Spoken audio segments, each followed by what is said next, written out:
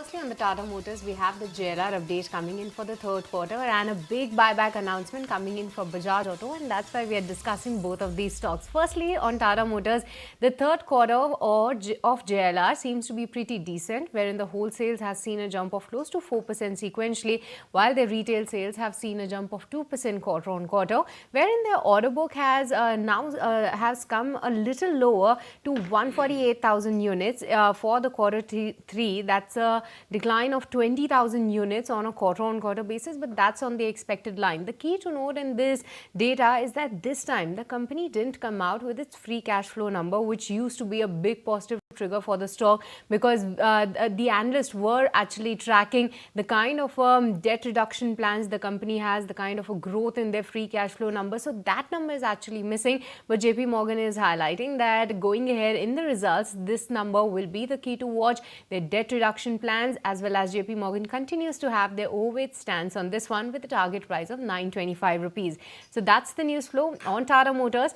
Talking about Bajaj Auto, then the company came out with a buyback announcement of 4,000 crores of buyback, and a buyback price is 10,000 rupees. That's a premium of almost 40% since yesterday closing, and this is going to be through a tender route, which means that the buyback price is decided and the investors are waiting for a record date. Until when, if they have these shares, they can go ahead and tender these shares in the buyback. But the key question is that what sort of an acceptance ratio will be there in this particular buyback, because 40 lakhs is the buyback size in terms of shares. 6 lakhs is what for retailers, there's a quota for them. But Nuvama has actually come out with a note where they are highlighting that the acceptance ratio could be really less, because the promoters, if the promoters also participate in this particular buyback, then the acceptance ratio for the retail investors could be actually lower, and they are expecting to be around 1.3%, with the best case scenario reaching to 1.5%.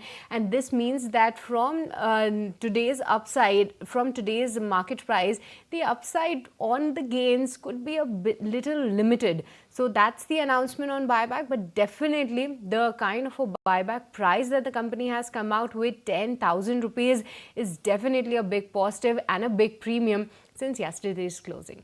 All right, so those are the details coming in for the buyback for Bajaj Auto. Also, Tata Motors Q3 numbers particularly coming in for JLR. But what does this mean?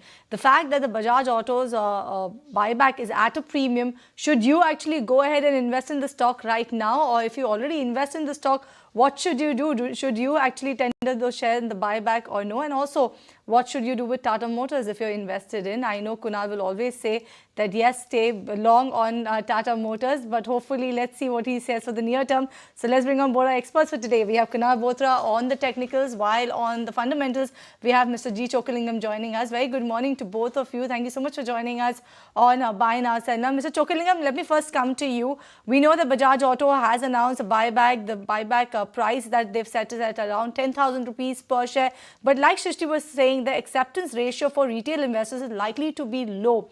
What does this mean for retail investors who are already holding Bajaj Auto? What sort of a route should they kind of adopt when it comes to this buyback? And also, what's your take coming in on Tata Motors?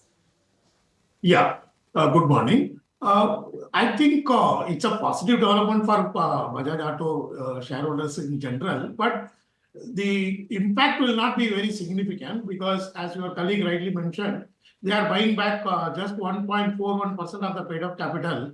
So even if retail investors get offer for 2 share of every 100 share held, practically the impact in monetary terms will not be substantial.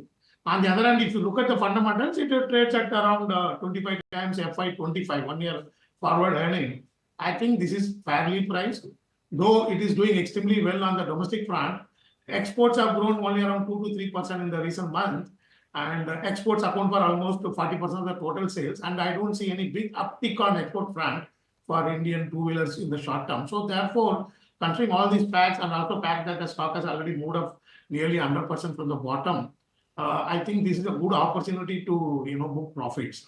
On Tata Motor, one can hold on because in terms of valuation, it is slightly cheap, not slightly, significantly cheaper than Bajaj Auto. Not only that, they are making good progress on electric vehicle front.